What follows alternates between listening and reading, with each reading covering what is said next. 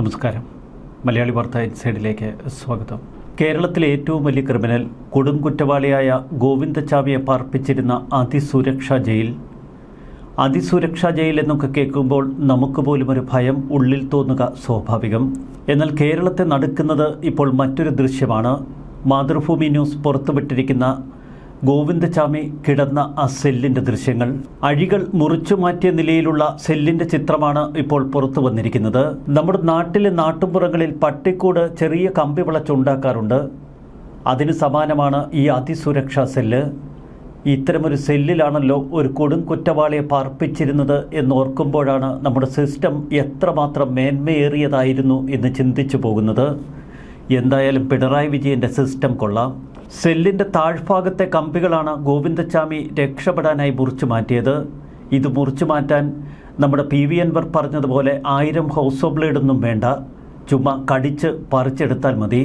അഴികൾ മുറിച്ചു മാറ്റുന്നത് ആരുടെയും ശ്രദ്ധയിൽപ്പെടാതിരിക്കാൻ ഈ ഭാഗത്ത് നൂലുകൾ കൊണ്ട് കെട്ടിയിട്ടു എന്നാണ് ഗോവിന്ദച്ചാമി പറഞ്ഞത്. ചിത്രത്തിൽ കുറച്ച് നൂലുകൾ അങ്ങോട്ടും ഇങ്ങോട്ടുമൊക്കെ കെട്ടിയിട്ടിട്ടുണ്ട്.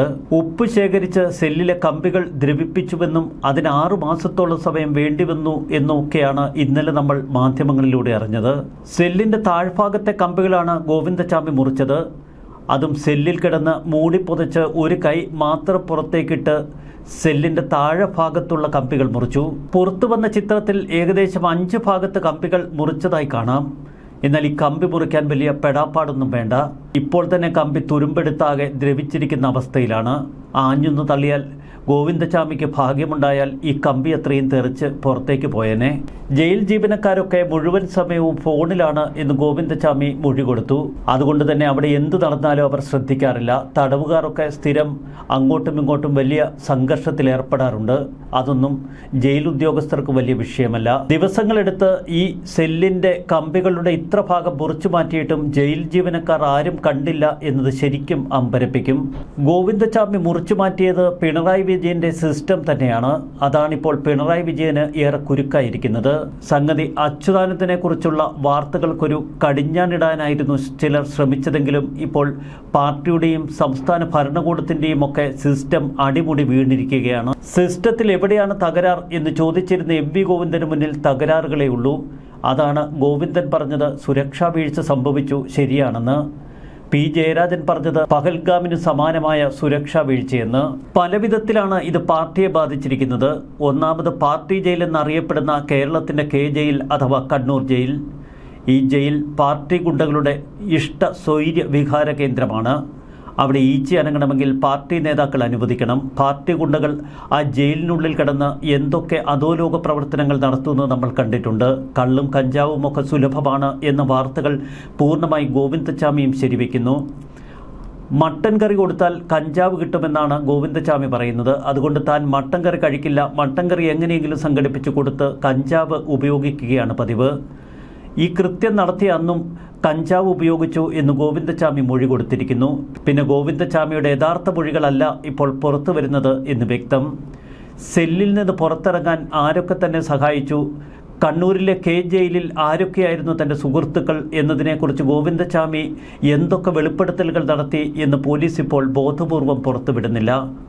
പാർട്ടി ഗുണ്ടകൾ ഭരിക്കുന്ന കണ്ണൂർ ജയിലിൽ നിന്ന് ഗോവിന്ദച്ചാമി ഒറ്റയ്ക്ക് ചാടിയതല്ല എന്ന് വ്യക്തം. അവരൊക്കെ ചേർന്ന് ഗോവിന്ദച്ചാമിയെ ഒരുപക്ഷെ മതിലിന് പുറത്തേക്ക് എടുത്തിട്ടതാകാം. കാരണം പലവിധ വിവാദങ്ങൾ അവസാനിച്ച് പെട്ടെന്ന് തന്നെ എല്ലാ മാധ്യമങ്ങളുടെയും ശ്രദ്ധ ഗോവിന്ദച്ചാമിയിൽ ഉടക്കിയല്ലോ. ഗോവിന്ദച്ചാമിയെ ഒരു ജഗജില്ലിയാക്കി ചില മാധ്യമങ്ങൾ. അയാൾ തമിഴ്നാട്ടിൽ ചെന്ന് ഇനി നടപ്പിലാക്കാൻ പോകുന്ന പദ്ധതികളെക്കുറിച്ച് വരെ വലിയ കഥകൾ എഴുതി പിടിപ്പിച്ചു. കണ്ണൂർ ജയിൽ ചാടിയതിനു ശേഷം എങ്ങനെയെങ്കിലും തമിഴ്നാട്ടിലെത്തി മാധ്യമങ്ങളെ ഉപയോഗിച്ച് നിരപരാധിയെന്ന് വരുത്തി തീർക്കുകയായിരുന്നു തൻ്റെ ലക്ഷ്യമെന്ന് ഗോവിന്ദച്ചാമി പറഞ്ഞു. ഇതിനുവേണ്ടി വീഡിയോകൾ നിർമ്മിക്കാനും താൻ പദ്ധതി ഇട്ടിരുന്നുവത്രേ. തമിഴ്നാട്ടുകാരനായ തന്നെ ചെയ്യാത്ത കുറ്റത്തിന് കേരളത്തിലെ ജയിലിൽ പിടിച്ചിട്ടുവെന്ന് തമിഴ്നാട്ടിലെ മാധ്യമങ്ങളെ കൊണ്ട് ആദ്യം പറയിക്കുക, പിന്നീട് ഇത് രാജ്യവ്യാപകമായി വലിയ വാർത്തയാക്കുക, മോഷണമൊക്കെ നടത്തി വീണ്ടും അവിടെ തമിഴ്നാട്ടിൽ തന്നെ സുഖമായി ജീവിക്കുക. ഇതായിരുന്നു തൻ്റെ പദ്ധതി എന്നൊക്കെ ഗോവിന്ദച്ചാമി പറഞ്ഞുവെന്നാണ് ഇപ്പോൾ പോലീസ് പറയുന്നത്. എന്നാൽ യഥാർത്ഥത്തിൽ ആ ജയിൽ ചാട്ടം എങ്ങനെയായിരുന്നു എന്നതിൻ്റെ യാതൊരുവിധ വിവരങ്ങളും ഇപ്പോൾ പുറത്തു വരുന്നില്ല. കാരണം കേരളത്തിൻ്റെ സിസ്റ്റം പൊളിയുമല്ലോ. ഇപ്പോഴിതാ ഗോവിന്ദച്ചാമിയെ പാർപ്പിച്ചിരിക്കുന്ന വിയ്യൂർ അതിസുരക്ഷാ ജയിലിലെ GF1 സെല്ലിനകത്തും പുറത്തുമൊക്കെ CCTV ക്യാമറകൾ സ്ഥാപിച്ചു കഴിഞ്ഞു. ഗോവിന്ദച്ചാമിയെ നിരീക്ഷിക്കാൻ കൂടുതൽ ജീവനക്കാരെയും ജയിൽ വകുപ്പ് ഉപയോഗിക്കുന്നു. ഇന്നലെ രാവിലെയാണ് കണ്ണൂരിൽ നിന്നും വിയ്യൂർ ജയിലിലേക്ക് ഗോവിന്ദച്ചാമിയെ ഇപ്പോൾ മാറ്റിയിരിക്കുന്നത്. ഇനി ഗോവിന്ദച്ചാമിയെ ഏകാന്ത തടവിൽ പാർപ്പിച്ചില്ല എങ്കിൽ ഗോവിന്ദച്ചാമിയിൽ നിന്ന് ചില കാര്യങ്ങളൊക്കെ പുറത്തേക്ക് വരും. സഹതടവുകാരെ പോലും ഇനി ഗോവിന്ദച്ചാമിയെ കാണിക്കില്ല. ആരാണ് ഗോവിന്ദച്ചാമി ജയിൽ ചാടാൻ സഹായിച്ചത് എന്ന് ഗോവിന്ദച്ചാമി അവരോടൊക്കെ ഉള്ളു തുറന്ന് പറഞ്ഞാൽ പല പൊയ്മുഖങ്ങളും ഒരുപക്ഷെ താഴെ വീഴും. അതീവ സുരക്ഷയിലാണ് വിയ്യൂർ ജയിലിൽ ഗോവിന്ദച്ചാമി എത്തിച്ചത്. ഇന്ത്യൻ റിസർവ് ബറ്റാലിയന്റെ സുരക്ഷയിലാണ് ഗോവിന്ദച്ചാമിയെ വാഹനത്തിൽ കയറ്റിയത്. പ്രതിഷേധ സാധ്യത കൂടി കണക്കിലെടുത്ത് കനത്ത സുരക്ഷ ഉറപ്പാക്കിയതിനു ശേഷം വാഹനം നീങ്ങി. ഒരു കൈയില്ലാത്ത ഗോവിന്ദച്ചാമി എങ്ങനെ ഇത്ര കൂറ്റൻ മതിൽ ചാടിക്കടന്നു എന്ന ചോദ്യത്തിന് ഇപ്പോഴും അധികൃതർക്ക് ഉത്തരമില്ല. ഗോവിന്ദച്ചാമിയുടെ കൈപ്പത്തിയില്ലാത്ത കൈയുടെ വലിയ ബലിഷ്ഠമായ കാരണങ്ങളാണ് അധികൃതർ ചൂണ്ടിക്കാട്ടുന്നത്. എന്തായാലും ജയിൽ ചാടി ഗോവിന്ദച്ചാമി ജയിൽ ചാടാനുണ്ടായ കാരണം അടിസ്ഥാന സൗകര്യങ്ങളുടെ കുറവാണ് എന്ന പ്രാഥമിക റിപ്പോർട്ട് DGPക്ക് കൈമാറി കഴിഞ്ഞു. അത് സത്യമാണെന്ന് ഗോവിന്ദച്ചാമിയും പറഞ്ഞു. തനിക്ക് ഇഷ്ടം പോലെ മട്ടൻ കറി വേണം, ബിരിയാണി വേണം, എന്തൊക്കെയോ വേണം. പിന്നെ കാമാസക്തനായ തനിക്ക് അതിനുള്ള സംവിധാനങ്ങളും ഒരുക്കണം. ഇതിനുള്ള സൗകര്യങ്ങളില്ലാത്തതാണ് ജയിൽ ചാടാൻ കാരണമെന്ന് ഗോവിന്ദച്ചാമി പറഞ്ഞു. അടിസ്ഥാന സൗകര്യങ്ങളുടെ കുറവാണ് ജയിൽ ചാട്ടത്തിന് കാരണമെന്ന് മുഖ്യമന്ത്രി വിളിച്ചു ചേർത്ത ഉന്നതതല യോഗത്തിലും ചർച്ച ഉയർന്നു. അതുകൊണ്ട് തന്നെ ജയിലിലെ അടിസ്ഥാന സൗകര്യങ്ങൾ എത്രയും പെട്ടെന്ന് വികസിപ്പിക്കും. കാരണം കണ്ണൂരിലെ ജയിൽ പോലുള്ള സംവിധാനങ്ങൾ കൂടുതലായി പാർട്ടി ഗുണ്ടകളാണല്ലോ ഉപയോഗപ്പെടുത്തുന്നത്. അവർക്ക് കൂടുതൽ അടിസ്ഥാന സൗകര്യങ്ങൾ ഒരുക്കി കൊടുക്കട്ടെ.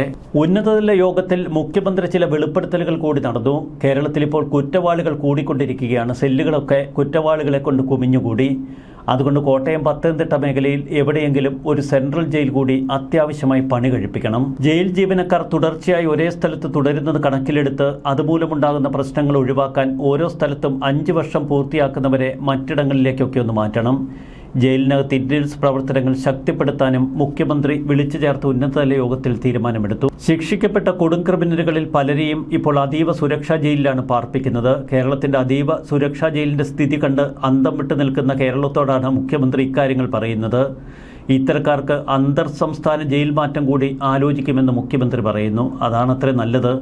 ഈ ഗോവിന്ദച്ചാമിയെ പോലുള്ളവരെ സുരക്ഷിതമായി പാർപ്പിക്കാൻ വല്ല UPയിലേക്കോ മറ്റോ അയക്കുകയാണ് ഉത്തമം. എന്തായാലും ഗോവിന്ദച്ചാമി വലിഞ്ഞു കയറിയ മതിലിന് മുകളിലെ ഇലക്ട്രിക് ഫെൻസിംഗ് പ്രവർത്തനക്ഷമമായിരുന്നില്ല എന്ന് മുഖ്യമന്ത്രി വിളിച്ചു ചേർത്ത യോഗം സ്ഥിരീകരിച്ചു. 4 മാസത്തിനുള്ളിൽ ഈ ഇലക്ട്രിക് ഫെൻസിങ്ങുകളിലേക്കൊക്കെ കറണ്ട് കൊടുക്കുമത്രേ. അതിനും വേണം 4 മാസം. വല്ലാത്തൊരു സിസ്റ്റമാണ് കേരളത്തിൽ എന്ന് വ്യക്തമാക്കുന്നതാണ് ഗോവിന്ദച്ചാമിയുടെ ഈ മതിൽചാട്ടം വെളിച്ചത്തു കൊണ്ടുവരുന്ന ഒട്ടനവധി പ്രശ്നങ്ങളുണ്ട്. മുഖ്യമന്ത്രി പിണറായി വിജയൻ ആഭ്യന്തര വകുപ്പിൻ്റെ നായകനാണ്. കേരളത്തിനൊരു ക്യാപ്റ്റൻ ഉണ്ട് സാർ എന്ന നിയമസഭയിലുള്ള ഉച്ചത്തിലുള്ള പ്രസംഗങ്ങൾ മാത്രം പോരാ. ക്യാപ്റ്റൻ വേണം, സിസ്റ്റം വേണം, സംവിധാനങ്ങൾ വേണം. ന്യൂസ് ഡെസ്ക് മലയാളി വാർത്ത.